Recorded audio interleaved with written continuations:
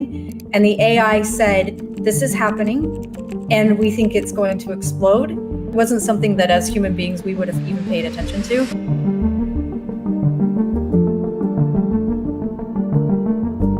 We did a survey that said 89% of the answers delivered via LLMs are essentially earned media. That's a watershed moment in this in the PR industry in particular, but communications writ large. That's guess huge. who matters now, bitches? Yeah. Welcome to Under Embargo, the podcast that says the quiet part out loud about PR, communications, and the chaos in between. Hosted by two of LinkedIn's most connected comms pros, Becca Chambers, a no BS corporate comms exec with raging ADHD, and Parry Hedrick, founder of tech PR firm Crackle PR. This show brings it all. Real talk, sharp insights, and the kind of industry truths they don't put in press releases. No fluff, no filters, no f***s given. This is Under Embargo. Let's get into it. Hello, everybody, and welcome back to the Under Embargo podcast. I am one half of your hosting team, Parry Hedrick, founder of Crackle, which is a tech PR agency. I'm joined, as always, by the illustrious Becca Chambers, who is CMO of Scale Venture Partners. And today we're pretty excited. I'm excited personally to introduce our guest, who I have known of and been in the same circles with for a bunch of years, not that many years, because, of course, we're still very young and very sprightly.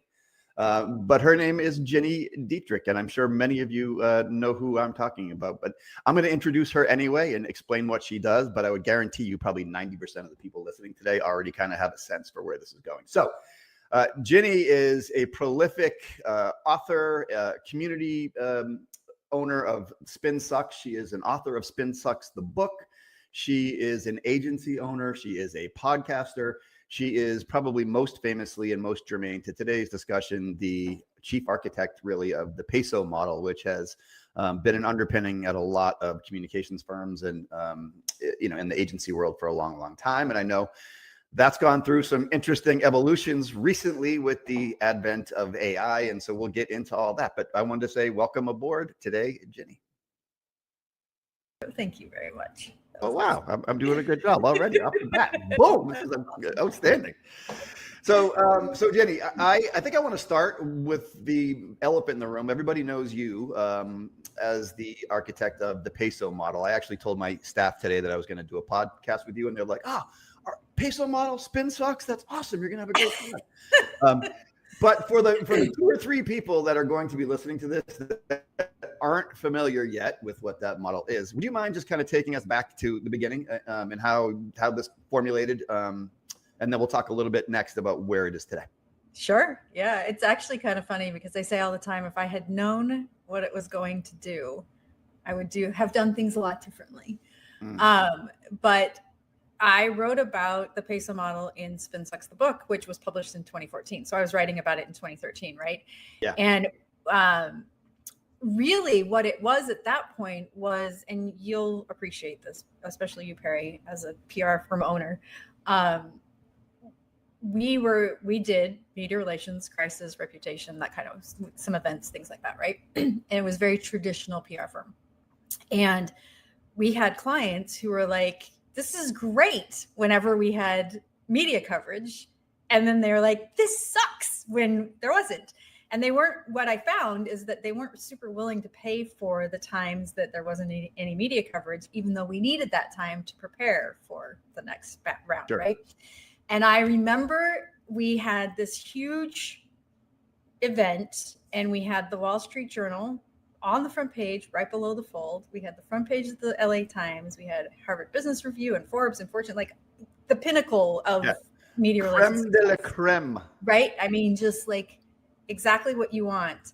And after those stories ran, the very next day, I got a FedEx package from the CEO of the client. And I thought, oh, well, this is exciting. He's sending us like a congratulations. This is amazing. And I opened it up, and in the package is the New York Times with a Post-it note on it that says, when are we getting in here? And I was like, oh. Yeah, no good deed goes unpunished. Okay. So I really that was we'd been thinking about things like, what is this blogging thing and how does social media affect what we do? We'd been thinking about it. And it was at that point that I said, we have to fill those valleys of no media coverage with other things that can actually help a business move forward. Sure. So we added in social, we added in blogging, we added in inbound marketing, all of the things that we added in, so that by the time I wrote about it, it was really the idea that you could use, especially as a communicator, you could use paid, earned, shared, and owned media to be able to have really consistent messaging across every platform, so that no matter where your customer or your prospect saw you, it was the same. And that was the catalyst for it. Yeah, and so this is speaking to me, and I guess I have stolen from you the idea that whenever we're talking with prospects about having a PR campaign, a PR program, I'm always talking about how the biggest challenge for the client agency relationship is to fill in those valleys in between the peaks. And I very often reference that specific language, but then talk about how you use things like the PESO model to be able to ensure that there's not these sort of like deafening silences, in that you're hitting all the right places at the right time with the right messaging. But I digress. All right. So, Becca, do you have any questions before I go to the next piece, which is what happened now? Well, no, that was going to be what I was going to go to too. So let's do it. Yeah. So where are we now? It's funny because it's been evolved and iterating throughout the years, because a lot of things have changed, especially since 2014. In 2020, literally February 18th, 2020, we launched the PESO model certification with Syracuse University. Oh, COVID. Well, you know what happened after that. And so that was our next big iteration was, we have the certification and it's available to schools now. And one of the things that we found is that we were working extraordinarily hard to help people in the industry, and I hope this doesn't come across the wrong way, but to help people in the industry understand that this is where things were going. And we were met with a lot of resistance. And so we decided that maybe we would create the groundswell with students, so that if they learned the PESO model and then they went into the workforce, they would understand that this is how communications has evolved and changed, and they would help make that change, right? Can I stop you there? Yes. You talked about resistance. Can you Yeah, talk about what was the resistance? was? That was my question too. I'm just stealing all your questions, Becca. I know. No one wanted to do it. Everyone was like, PR is media relations. We can't do this stuff. Or social media and content and paid is owned by marketing. And I was like, you guys, we should work together. Let's do this together. But we were met with a ton of resistance. People just didn't want to change. And human beings don't make change unless there's a crisis. And so there wasn't anything until the pandemic that would force them to do that. We were met with a lot of resistance. Interesting. So I cut you off in the middle of your stream of consciousness. So So we thought this idea of the groundswell, of building the groundswell up. And so we launched it because of the pandemic, and no one was going to buy an online course at that point. We went into schools and we offered it to schools as part of their learning. And I think now we're in, I don't even remember, maybe 180 programs, marketing, advertising, communications programs across the country. Wow. A few around the world, but mostly. And we're talking specifically colleges? Yeah. Okay. Yeah. Mostly upper level. So junior, senior, a ton of graduate programs, but some USC, Syracuse, University of Oregon, they have it for their juniors and seniors, and then almost everybody else does graduate. That's programs. because USC and Syracuse have the best communication schools in the country. Exactly. As a USC alum, I had to make that plug. You are right, though. It's true. It is the best. I did not see that coming, Becca. Undergrad and grad. So yes, I'm going to pat myself on the back for that. You should. Now you're LinkedIn famous, and that's right. You can pat yourself on the back for that. That's awesome. So let's suppose I'm in a graduate program at one of the schools Becca didn't mention. One of the schools. One of the not so good schools. I'm in the program. What am I ultimately taking away if I follow assiduously the framework and get really, really smart? What do I enter the workforce with? It's a few things. One, you understand that marketing and communications, that line, we used to say the line is really blurry, and I think the line is just like dissolved. Now we are one. You have to work with your colleagues to be able to create consistent messaging across the platforms, no matter what. And what we find is that when organizations have silos and they don't talk to one another, that they do things like a couple of years ago, Samsung launched a new phone during the Super Bowl and everybody was like, oh, this is awesome. And they got their phones out and couldn't find the phone anywhere because the ad team, the paid media team, and the advertising agency didn't tell anybody. That's so funny. But it happens all the time. All of the time. It happens all the time. So they go into the workforce understanding that we have to work together. And PR is not just media relations. Marketing is not just social media.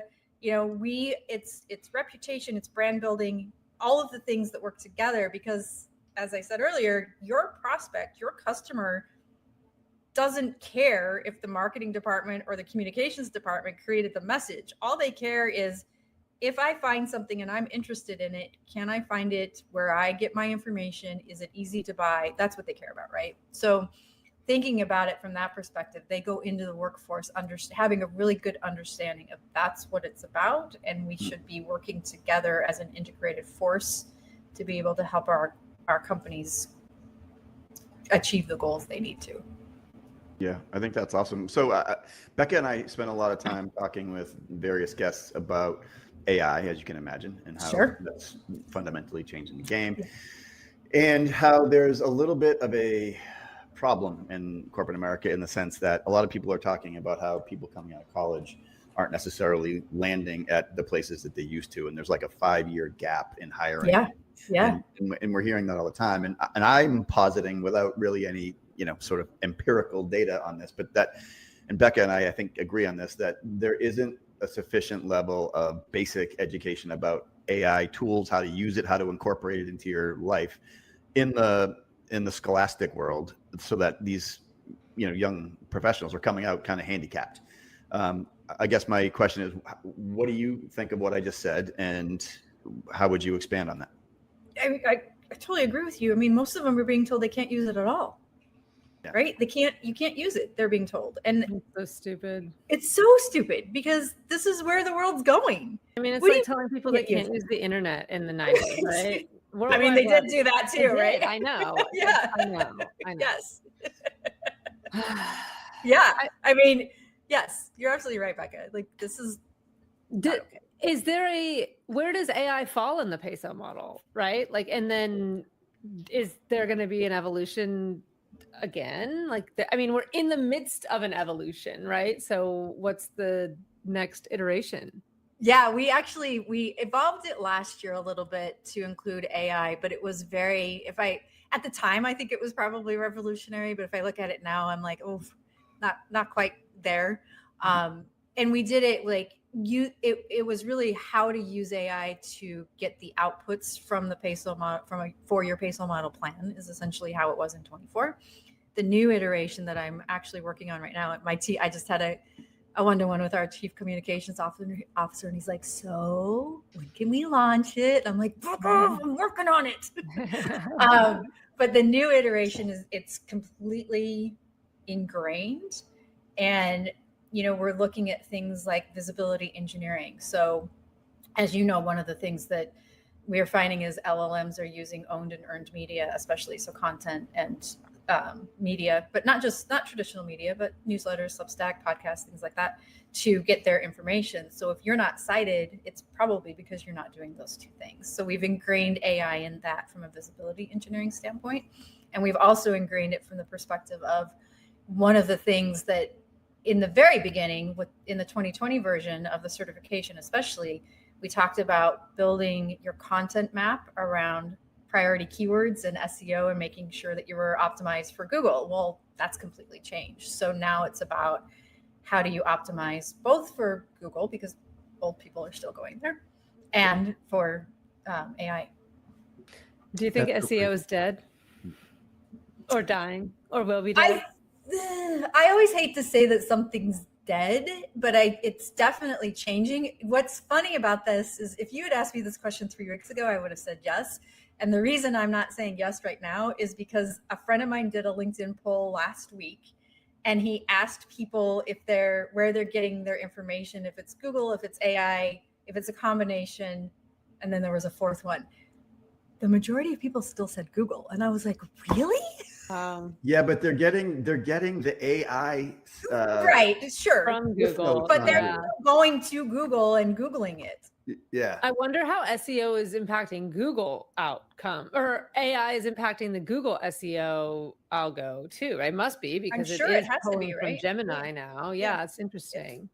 Yeah, the whole world is really, really crazy, and it's so fast moving. So like, remember how press releases were dead? And I've been screaming from the rooftops for years that, you don't need to put out a press release when you do a new website or when you hire a new CTO. They're back, baby.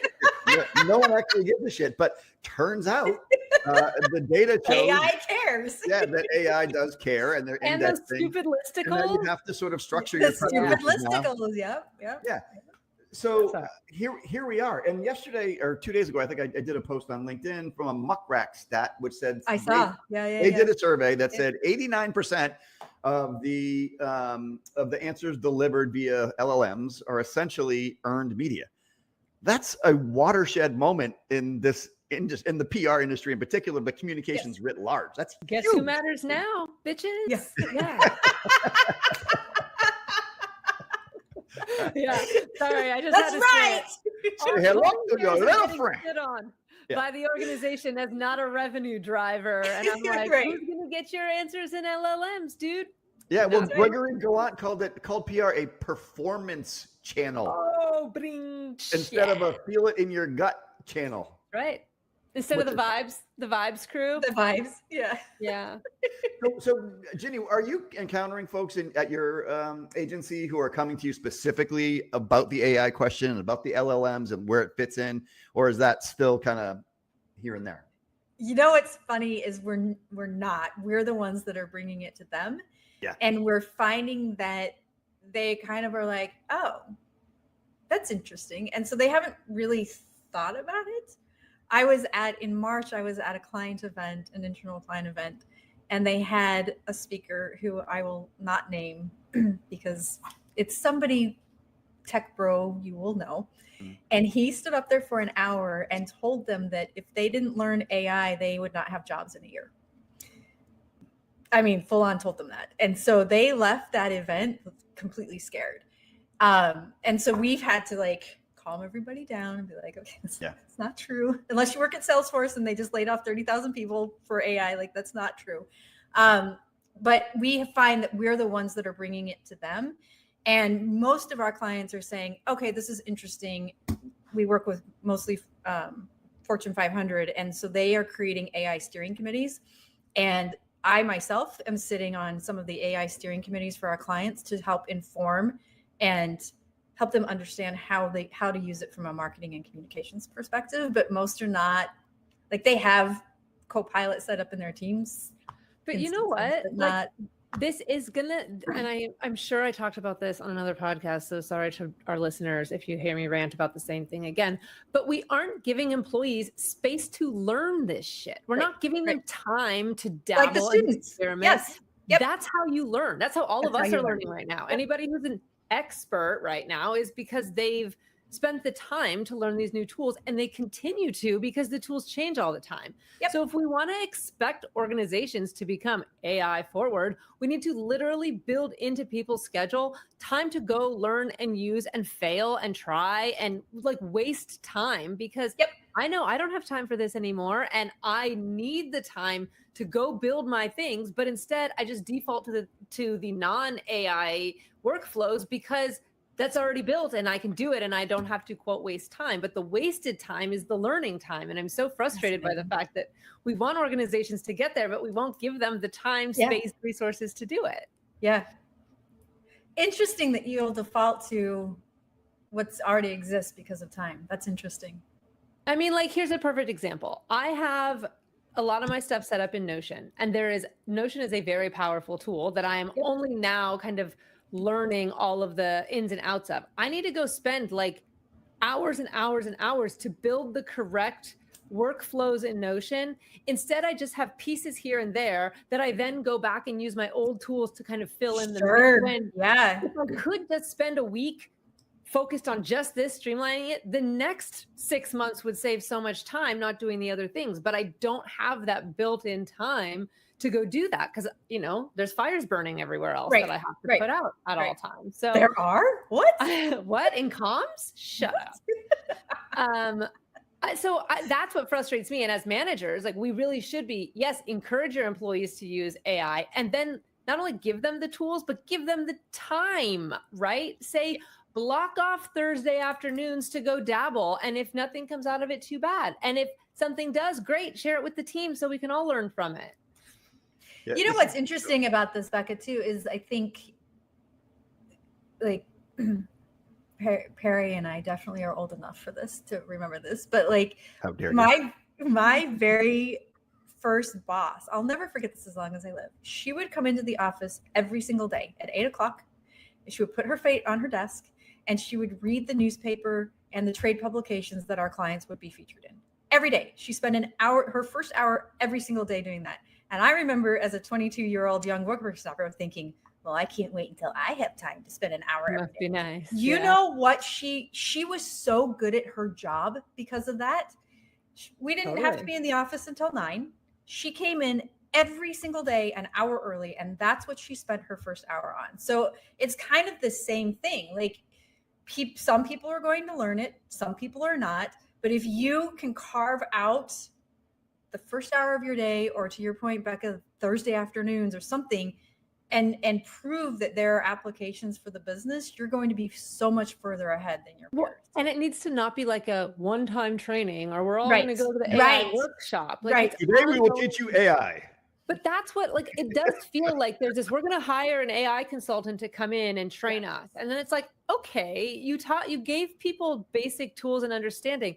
They still need to learn how to operationalize it for themselves. And then in 6 months, when everything's different, how do they overcome that gap? They have to keep perpetually learning. And that is a huge shift for a lot of people. And I think that there is going to be, I mean, to your point earlier about tech bros saying, if you don't learn AI, you're going to lose your job. Like, I don't totally disagree with that, because I think that there is, like, we had a recruiter on as one of our guests, and she said it's not even that they ask about AI in interviews, it's expected. Like, it is implied, it is implicit that you know how to bring AI into your role now, because it's 2025 and this is where we're at.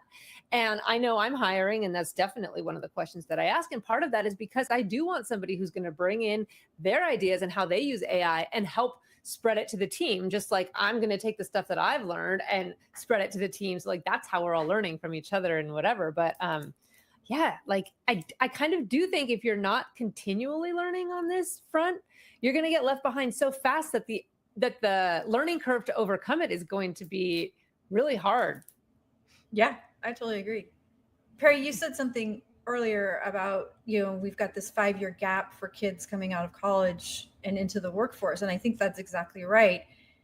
And it's really about, how, if colleges aren't allowing them to use it right now, which is ridiculous, how are we helping? Well, first of all, as parents, my kids are still in middle school. I think yours a little bit older, but how do we as parents encourage the use? But then how are we as business leaders encouraging the application of, that 22 to 27-year-old so that they can come to work and get different job experience than I think the three of us got, when we started our careers, in using AI and learning to prompt it and learning to edit it and thinking more strategically and creatively about it than to just write a news release. Yeah, I think it's an interesting question. I think in some ways things are pretty cyclical. You talked about how people weren't ready for what you brought to the table with the PESO model and integrating all these various aspects, because to your point, PR is like media relations. Like, that's what it is. They weren't willing to expand their mind, their horizons beyond that little piece. And I vividly remember I was VP marketing at Shift Communications in San Francisco for a bunch of years back in the early 2000s. And I remember when social media was kind of like popping up, and not only our company, but many companies that I knew were saying, like, get the hell off of these platforms like Twitter. Stop wasting your time on all these things and focus instead on Excel spreadsheets. Yeah, Like, that was the a narrative in a lot of organizations. Yes. Right? And the more things change, the more they push? stay the same. And I feel like we're there again. And I feel like there's a difference this time, which is that many of the people who are my age and your age, Gini, like in the early 30s, are just not interested in or willing to do what it takes or to empower other people to do what it takes to learn the AI. They just want to pretend it doesn't goddamn exist. And like get maybe one or two smart people to come in and just do the AI stuff. There is nobody in the middle. Everyone is either on the like, God, F this AI, like it's just overhyped, whatever, blah, blah, blah, I'm not going to deal with it. Or you are frantically learning because you feel like you're going to get left behind. Like there is nobody in the middle. You are on one side of the spectrum or the other. My husband is on the like, what's ChatGPT side, because he just doesn't need it in his life. And he works at a hospital. They are now like bringing in people to come and like teach them whatever. But I'm like, sure. In my world, I have nobody teaching me shit, but I am like anxious about getting left behind. So I'm trying to like keep up and learn and see who's what online and what my communities are using and asking my friends what they're using, because I fear being, the one who doesn't have the tool that's going to save the day or whatever. Right. Yeah. Oh, I got to try that one. Yeah. On the other end of the spectrum from your husband, Becca. So, Gini, do you know Christopher Penn? Oh, yeah. Okay, right. Good friend, known him for years. He used to work at Shit back in the day, blah, blah, blah, blah. He did a blog post today, I think, or yesterday, not a blog post, a LinkedIn post about how people think that AI is limiting creativity. For him, though, he's 10x'd his creativity because he has learned the tools so well that he does all the mundane minutia bullshit. I feel the same way too. And he has been wickedly more creative than he ever has been, including like designing, 5 more pieces of software. I'll tell you why.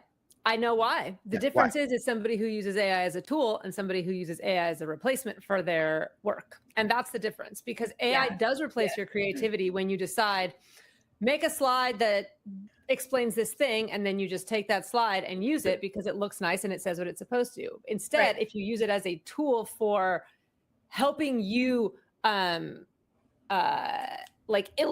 bring to life whatever is in your brain, then it is a creativity enhancer. And I just think it's part of what he was saying is that you're either a creator or you're not. And a lot of people who are not are just deferring to the tools, but people who can't help but create, this has been a major boom for them. They've been so much more prolific in all the things they want to get to next. They can finally get to those things instead of wading through the bullshit.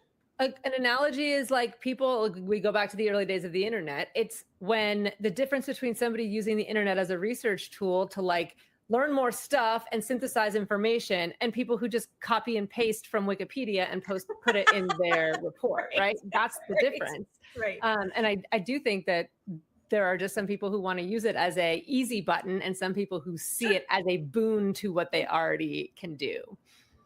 In the very beginning, when I was using it and I was like, oh, what is this? And I'm testing it out. The most valuable thing it has done for me is stopped my procrastination. Totally. Because now I'm like, okay, I've got a big project I've got to start. And I just throw it into one of my AI tools, usually ChatGPT first, and say, I've got to start this big project. Can you help break it down into smaller chunks and like assign it out? And it does it. And then all of a sudden the project's done and I don't have to worry. It doesn't sit. Trust me.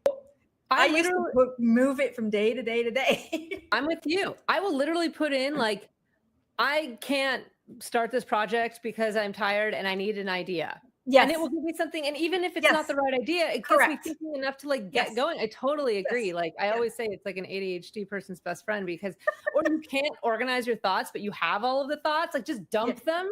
Yep. And then it will organize them for you. Oh my God, you know how much time that saves me? Yes. To dump my thoughts and have it organize them into like a way somebody else can read. Oh my God, lifesaver. Amazing. Well, for me, probably one of the biggest uses that I find valuable is the connecting the dots between disparate ideas or related ideas for that matter. So one of the people that works for me, his name is James Gerber. He was my first hire at Crackle. I always say when I'm introducing him, it's kind of like shout out James. It's kind of the same spiel, but it's true, which is there's a lot of PR people and communications people that have knowledge about what they do. Like they're knowledgeable about PR, all that stuff. But precious few people have wisdom about the ability to connect the dots and spot the trends and all those types of things. And you either have that ability innately or you just kind of don't. You don't really teach somebody that. And I feel like AI for me has become my quicker ability to do what I just said, which is I'll put in two unrelated ideas and say, what are the connections between these two things that I am not seeing? How can I illuminate this in a way that actually does make sense for this particular industry? Is there anything there? And it really has become a thought partner in that way. I'm not using the writing. I'm not using, word for word. I'm just sparking ideas and thoughts that I can go off on a tangent with myself. To your point, Becca, about being ADHD, I am that too. I need sometimes the help of having something to ping off of and give me positive or negative feedback to that idea. And I feel like that's what's been brilliant for me as an agency owner and as somebody who's thinking higher level strategy for clients and not like tactical in the weeds stuff. Gini, have you seen any like amazing use cases of AI for comms functions? One of the things that we launched probably 8 months ago for a client is a compass. And what it does is it takes all of the social media listening, all of the media mentions and media listening, all the analytics every week and pulls it into a report through Looker Studio. And then we put that into AI and we ask it for three things. What do we need to be worried about? What trend is happening and what's new? And it gives us a really nice look. And sometimes it says there's nothing in one of those categories, or sometimes it says here are all the things. There was something about 3 months ago that came up that there was a dark corner of the web talking about something, and the AI said, this is happening and we think it's going to explode. And it did. Wow. And because of that, like it was literally a dark corner of the web. It wasn't something that as human beings we would have even paid attention to. And it started to trickle into the more like started to trickle into Reddit and then Reddit, yeah. So And we were prepared for that before it became a crisis because of the AI. So we call it the compass. It comes out every week. It goes all the way straight up to the top of the leadership. And everybody sees it and it's phenomenal. That's really cool. I want that. Very cool. Do you sell that to other people, or is that like a proprietary? You keep it in house? I mean, I could sell it to other people. I would like to buy 2 compasses, please. I was going to say, everybody hit up Gini. Gini's going to get a lot of business after this airs. Like, compass me, Gini. I would like 3 compasses. Yes. Amazing. That's very cool. What do you use to build that kind of stuff? Like, how does one do that? So it does take, so we have the social media monitoring tool, we have the media monitoring tool, we have all the analytics. It all drives into Looker Studio. And then the report comes out, we put that into the Copilot instance that we have inside their firewall. And we've been training it for 8 months now. So it can do all those things without much prompting. But in the beginning, we had to do a lot of prompting and training and making sure that it was getting the right things. But it definitely, it's something in the dark corners. And as humans, we never would have seen that. We wouldn't have seen it until it hit Reddit. That's crazy. Yeah. That is crazy. So what do you think is the next big thing coming down the pike with AI that's going to affect you and your clients' lives? Mm-hmm. Have you thought about, I know you're always iterating and tinkering and changing. Is there any like sort of looming threat maybe we should ask Compass this. What looming threat on the horizon or opportunity is on the horizon that you're already keyed into? And if the answer is you're just kind of living day to day with this stuff, that's where I'm at. So don't feel pressured to give a profound answer there. I was just reading in The Atlantic that they think an AI bubble is coming. And then I saw that Gartner, in their hype cycle has put AI in the trough of disappointment. So I think we're going to see sort of that, people will stop investing in AI for a little bit while, the pet.com of the internet era goes away. And then it'll start to come back up again. So I think that's what's happening next at a macro level. So how that affects us is your tools may change, some of your favorite tools may go away. I think Becca, to your point earlier, where you were talking about, I have to try all these things. I think it's going to become consolidated, so you don't have to try all the things all the time. And we've seen that. We saw that with the internet. We saw it with social media. I think we'll see it here too. So that, I think, in the next 12 to 18 months is going to be the big thing, where some things will die, some things will be consolidated, and you'll come out with some clear numbers. We're already hearing about companies that are beginning to hire back some of the people they've shed, because they're realizing, hey, you might need a couple humans here to run this shit, right? So that's interesting. The other thing that you said that was interesting was Gartner. Oh my gosh. Gartner putting AI in the trough of disappointment is a little wacky, right? Considering their market cap is tanking and they're like in the gutter with their stock price. Gee, I wonder who they could blame for that. You know what I mean? That is, I do think that like data in this world is so interesting, because on the one hand, somebody still needs to produce the data, right? But on the other hand, you don't need the people to synthesize it. So, or at least not in the way that a Gartner was doing, but somebody still has to do the research, So that's where it gets interesting, because then the output is just the data, not the analysis of the data. Anyway, I just think this is such an interesting, all of these things are so interesting as like a turning point in the way that we do things. So tell us about your agency a little bit. I don't know a lot about it because I'm so focused on your spin suck stuff and the PESO model and all that. What is your agency? Who do you serve? How big is it? We're mid-sized agency. We actually, for the longest time, like I said in the beginning, we were very traditional PR, and then we added in paid and shared and owned, of course. In the last since the pandemic, we've become really PESO model focused. And so we don't actually do agency work anymore. We go in and we do training, implementation, or licensing of the PESO model with Fortune 500 organizations. So we do a ton of training, teaching marketers and communicators what it is, how to use it, how to implement it. And what we find with big companies, as I'm sure you both have experienced, that they have 1,000 agencies and nobody talks to one another. And it's really hard to implement something like this with all of those silos. And so we go and embed ourselves into those organizations as PESO integrators and bring all of them together. And it's been interesting. And in the beginning, I was like, I don't know if this will work, because having come from a big agency, I worked for Fleischman Hillard for many years. I know how protective they are, right, of their ideas and their content and their profit margins and all of that. But when you have the client saying it's important that you all work together, and here's an outside resource that's going to help you do that, it's been extremely effective. So ongoing consultation as well. So like once you get in with the training, you're ongoing with the, got it. And is it like annual, monthly, how do you work? It's multi-year. I mean, we have one client that just signed a contract through 29, which is amazing. But what we're doing with them is a center of excellence. So we had leaders nominate people from their team who can spend 50% of their time on PESO model learning.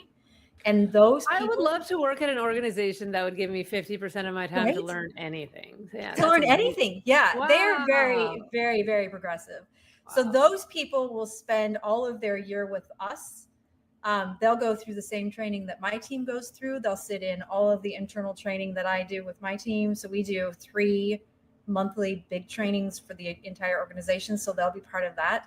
And by the end of next year, the idea is that they'll be the subject matter experts internally as the center of excellence, and then they can go and fulfill that role, the PESO integrator role internally. It reminds me of I think I mentioned this in a previous podcast too, but it's like, what if we spend all that money on training and those people leave? But what if we don't spend any money on training and they stay? That's for real. You're stuck. And guess what? People will stay if you help them. And you know what the new version of that is, Parry? LinkedIn or online social presence, right? Well, we don't want you online doing whatever, because like then people are going to like poach you or blah, blah, blah. And it's like, also that's a very positive reflection of your brand. Also, that is the way that people find out about your company, or that you have a good culture or whatever. So like, sit down anyway. I can't. Yeah, 100%. I say this, and I mean this to my staff.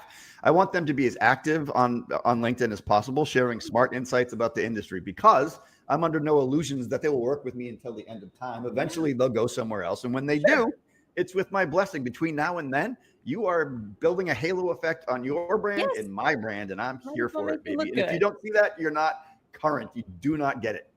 Totally. Yep, totally agree.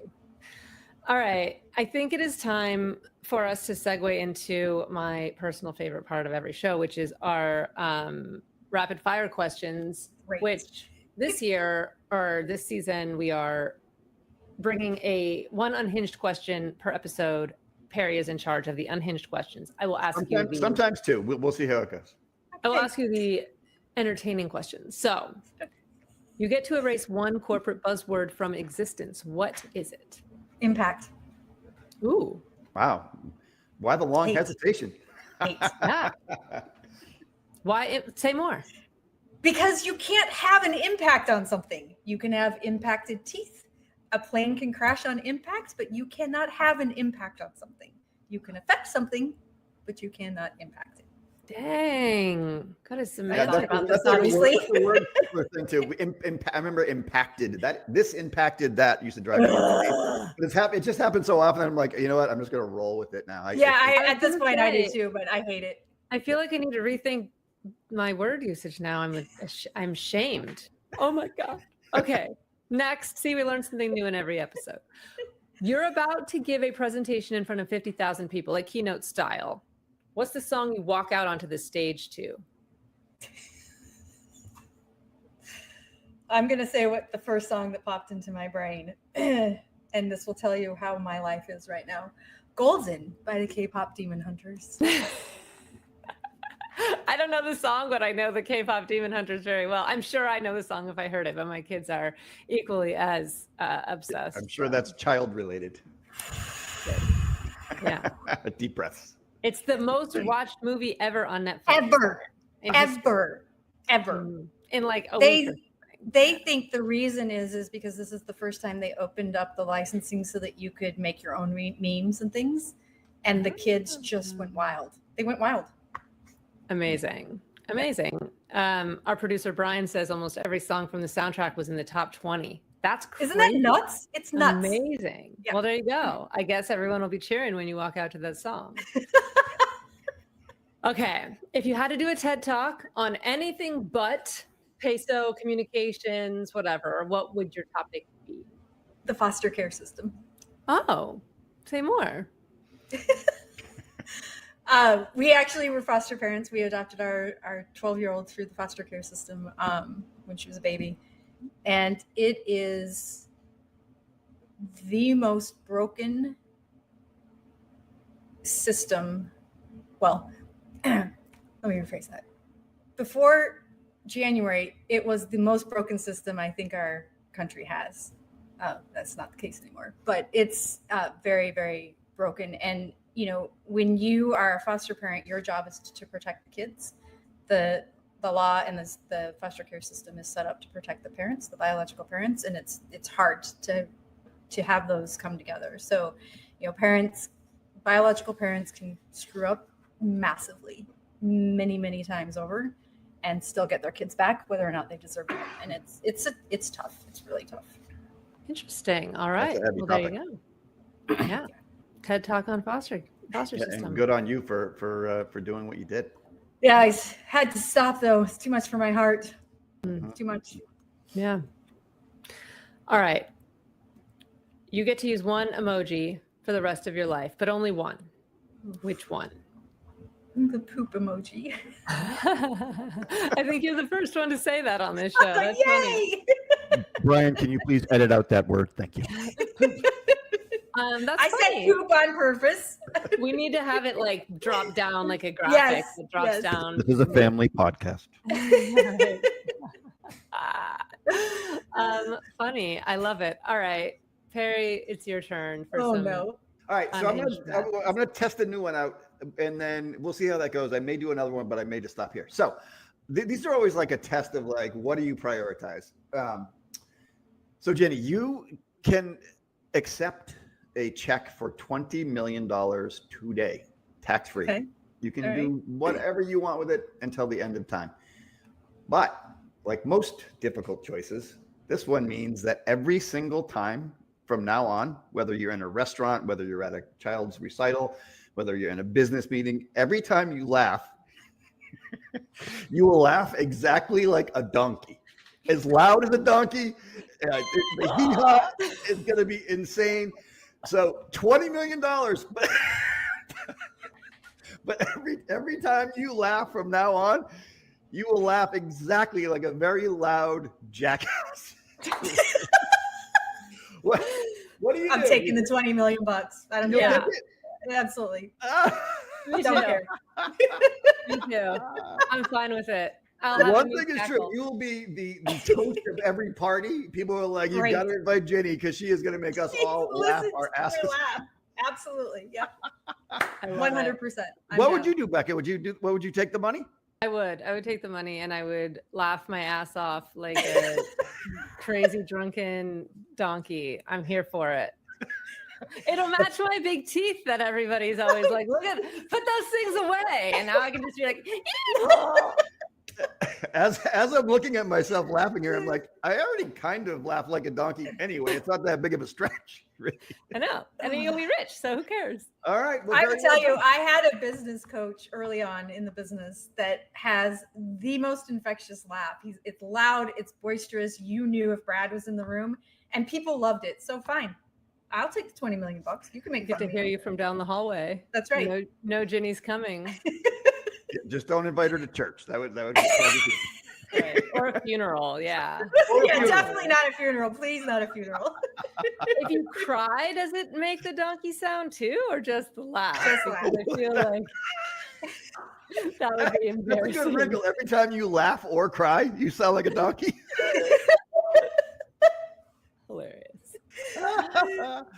Wow. That was a really good question. They were all really good questions. Wow.